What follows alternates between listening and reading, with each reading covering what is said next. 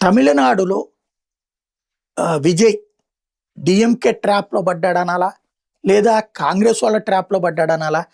టోటల్‌గా అసమర్థ అవగాహన లేమితో కూడినటువంటి రాజకీయం చేస్తున్నాడన్నది అర్థమైంది. ఇవాళ అసెంబ్లీలో ఓ తీర్మానం చేశారు. ఏంటయ్యా అంటే పార్లమెంట్ నియోజకవర్గాలు పెంచొద్దట. అది మామూలుగా జనాభా ప్రాతిపదికన పెంచితే ఇప్పుడు 39 ఉన్నాయి పార్లమెంట్ సీట్లు వాళ్ళకి. దగ్గర దగ్గరగా 54 దాకా వెళ్తాయి. అట్లా పెంచొద్దట. అలాగే ఏది జనాభా ప్రాతిపదికన చేస్తే గనక.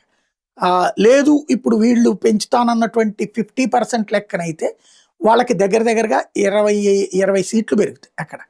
20 సీట్ల లెక్కన చూసుకున్నా ఇంకో 4 ఎక్కువ పెరిగినట్టు. అసలొద్దట. పాత పద్ధతిలో ఏదైతే 554 ఉందో అదే ఉంచాలట. అంటే వాడెవడసలు డిసైడ్ చేయడానికి అంటే ఆ రాష్ట్ర ముఖ్యమంత్రి. వాడి ప్రజలందరూ ఇట్లాగే అనుకున్నారా? దేశంలో నియోజకవర్గాల పునర్విభజన వద్దని. ఇప్పటికి 40 ఏళ్ళైంది నియోజకవర్గాల పునర్విభజన జరిగి. 10 కోట్ల మందికి ఒక రిప్రజెంటేటివా? 7 అసెంబ్లీ స్థానాలకి ఒక పార్లమెంట్ సభ్యుడా? ఈ ఒక్కతని చేతిలో 10 కోట్ల నుంచి 20 కోట్ల మంది ఉంటారా?